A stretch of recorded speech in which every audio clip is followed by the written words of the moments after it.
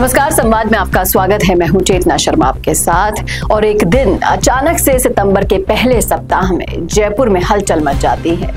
Enforcement directorate यानी कि ED की गाड़ियां एक के बाद एक कई ठिकानों पर पहुंची और छापे की एक खबर सुनकर कई लोगों के मन में उम्मीद भी जगी कि क्या अब इंसाफ मिलेगा।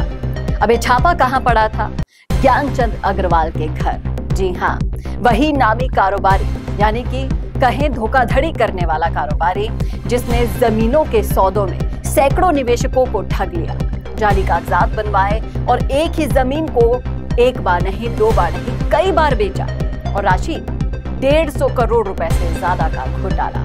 जी हाँ, अगर आपको विश्वास ना हो तो पीड़ित की बाइट आप खुद सुन लीजिए। सर, ज्ञानचंद अग्रवाल ने किस तरीके से ठगा है? ज्ञानचंद अग्रवाल ने 2007 जनवरी में 3 प्लॉट के पेटे पैसे लिए और उनके बदले में 3 प्लॉट के तीनों के पट्टे जारी कर दिए। उसके बाद में जब उनको फिजिकल के लिए कहा तो उन्होंने कहा कि उस जगह पे अभी डेवलपमेंट का काम चल रहा है, जब डेवलपमेंट हो जाएगा तब आपको बुलाएंगे और आपकी फिजिकली आपको पोजीशन दे देंगे।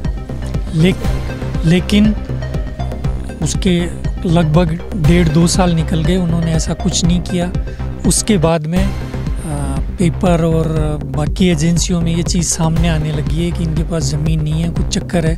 ये सिर्फ एक ही पीड़ित नहीं है, ऐसे कई पीड़ितों का दर्द हम आपको सुना चुके हैं। आप खुद सुन सकते हैं किस तरीके से उन्होंने धोखे को आपके सामने पेश किया है। घर जाने लगे तो यदा कदा मिलते थे तो उन्होंने स्पष्ट ये कहा कि मैं आपको दूसरी जगह दे दूंगा, वो जगह नहीं मिलेगी तो दूसरी जगह दे दूंगा, आपको चिंता करने की ज़रूरत नहीं है।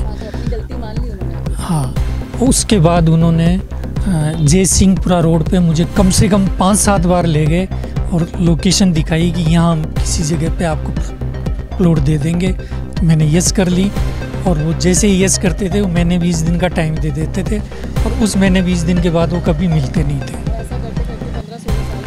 और ऐसा करते करते कई साल निकल गए। उसके बाद में उनके घर जब जाते थे तो यदा कदा ही मिलते थे। पिछले कई वर्षों से तो वो कभी घर पे मिलते हैं, न फ़ोन उठाते हैं। उनसे मेरा कोई संपर्क नहीं हो रहा। पुलिस के पास में नहीं गया। नहीं। और आपके जैसे कितने पीड़ित आपके साथ? बहुत सारे लोग हैं जो मिलते रहते हैं और कहते रहते हैं कि मेरा भी नहीं हुआ, मेरा भी नहीं हुआ, मेरा भी नहीं हुआ। अभी ईडी की कार्रवाई हुई है ज्ञानचंद अग्रवाल पर, क्या कहेंगे? न्याय की कोई उम्मीद?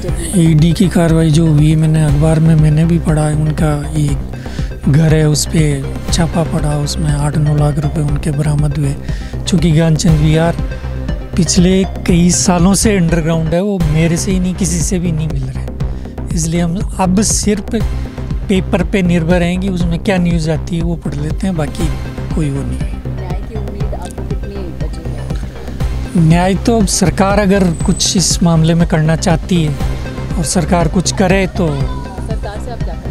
सरकार से मेरी अपेक्षा है कि जो भी लोग पीड़ित हैं उनकी सरकार सुने और उनका ये तो जो भी जगह जहाँ उसके पास अवेलेबल है उसमें से ज़मीन दिला दे ताकि वो लोग अपना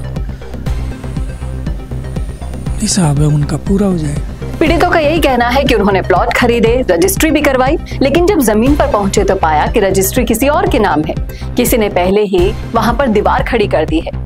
इसके खिलाफ उन्होंने शिकायत भी दर्ज करवाई, अदालत का दरवाजा भी खटखटाया, लेकिन 1 साल से ज्यादा हो गया, केस वही का वही है। कोई ज्ञानचंद अग्रवाल का कुछ भी नहीं बिगाड़ पाया है। ऐसे ही कई सारे पीड़ित हैं जिनसे हम खुद जाकर मिले, सुना, उनकी पीड़ित की कहानियों को सुना, तो कई लोगों ने बोला है कि उन्हें रोज धमकी आती है। वो कहते हैं कि अगर मेरे नाम से फर्जी दस्तावेज हैं तो मुझे जेल भेज दो, लेकिन साल भर से केस पेंडिंग है। अगर कुछ भी हो जाता है तो जिम्मेदार वही लोग होंगे जिन्होंने हमें इस बुरे जाल में फंसाया है। वहीं ईडी अधिकारियों की माने तो उनका कहना है कि राजस्थान ही नहीं बल्कि हरियाणा और दिल्ली से भी निवेशक उनसे मिलने आए हैं और सभी की शिकायतें करीब करीब एक जैसी है।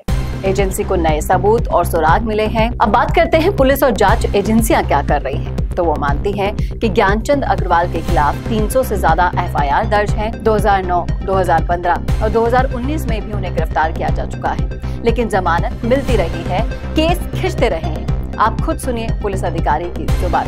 सर ये जयपुर का बड़ा भूमाफिया है सर, किस तरह इसका तरीका वारदात है, कितना मुकदमा दर्ज है सर? ये काफ़ी पिछले 5-7 सालों से इनके विरुद्ध जो है मुकदमे दर्ज हैं जयपुर कमिश्नरेट के अलग अलग थानों में। जयपुर साउथ की मैं बात करूँ तो करीब 350 से 400 मुकदमे इसके विरुद्ध दर्ज हैं। ऑलरेडी काफ़ी मुकदमों में इसकी गिरफ्तारी हो चुकी है और जो मुकदमे पेंडिंग है उनमें भी हम जल्द से जल्द अनुसंधान पूर्ण करके जो भी विधिक सम्मत कार्रवाई बनती है वो हम सुनिश्चित करेंगे। ज्ञानचंद का क्या तरीका वारदात होता है कि 350 मुकदमे होना बड़ी बात है? जैसा मैंने बताया काफ़ी साल पहले से ये चल रहा है। जब मानसरोवर जब नया जब वो एरिया डेवलप हो रहा था तब काफ़ी सारी सोसाइटीज़ बनी थी। एक किसकी भी सोसाइटी थी, उस सोसाइटी के माध्यम से बहुत सारे ज़मीन का बेचान किया गया। कुछ सही तरीके से किया गया, बहुत गलत तरीके से किया गया।